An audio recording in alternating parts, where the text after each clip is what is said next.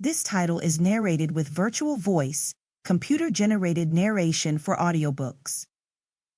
Criminal by Ava Castle. 1. Adriana. My apartment was a fortress of darkness. The only light emanating from the screens that surrounded me cast an eerie glow across my face. Outside, the world had long quieted down, but inside, my heart pounded like a war drum, each beat a reminder of the stakes at play. I wasn't just hacking tonight. I was stealing secrets from beings not of Earth. Not that I was exactly on Earth myself at this moment. I was on a satellite station. But back to why I was hacking. For what? Money. Not for me, though. For my little brother, Sam. His boarding school tuition wasn't cheap, and after our parents' deaths, murdered by corporate goons who didn't take kindly to their whistleblowing, I'd vowed to keep Sam safe. Safe meant educated, far away from the slums where we grew up. The job came from a client so secretive, they were nothing but a ghost in the dark. They wanted data from Ryder Valtheris, the notorious crime boss whose tech was centuries ahead of anything humanity had ever seen.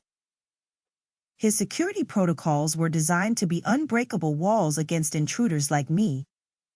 But here I was, fingers dancing over the keyboard, challenging his empire with every keystroke. During my research, I'd seen his photo, an imposing figure with eyes like burning coals, a stark reminder of who I was up against. The alien database before me was a labyrinth of code I couldn't fully comprehend. Quantum encryption, biosignature verification, and systems that seemed to morph and adapt as I tried to bypass them. Every trick in my arsenal came into play.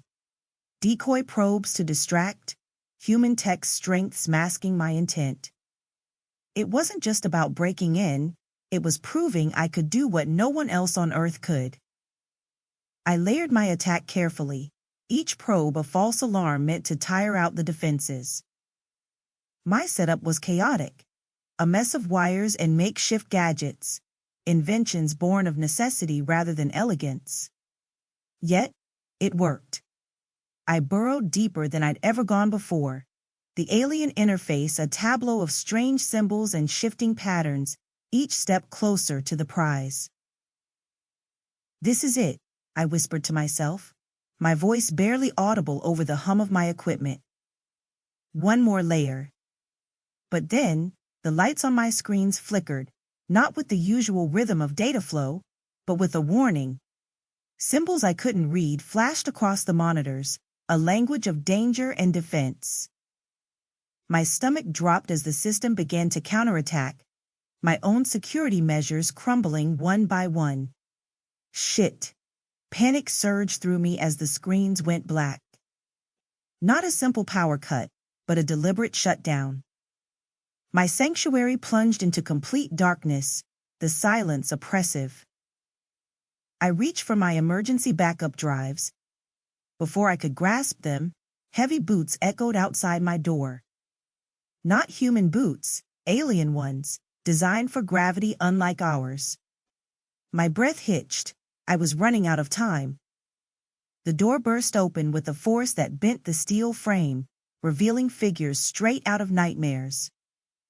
Tall, their armor shimmering like a liquid shadow, swallowing light instead of reflecting it. Their eyes glowed amber, scanning the room with mechanical precision that made my skin crawl. Adriana Martinez, one of them said, their voice distorted through a translator. You will come with us. I didn't reach for the gun tucked under my desk. Against these beings, it would have been useless. Instead, I scrambled for my signal jammer, hoping to buy myself a moment.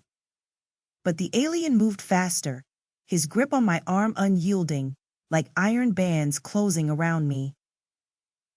Wait, I stammered, desperation clawing at my throat. I can explain. My words were cut off as they blindfolded me with something cold and slick, sealing my vision. To keep listening to this audiobook, I've left you a link in the description so you can do it, at no cost thanks to Audible's 30-day free trial.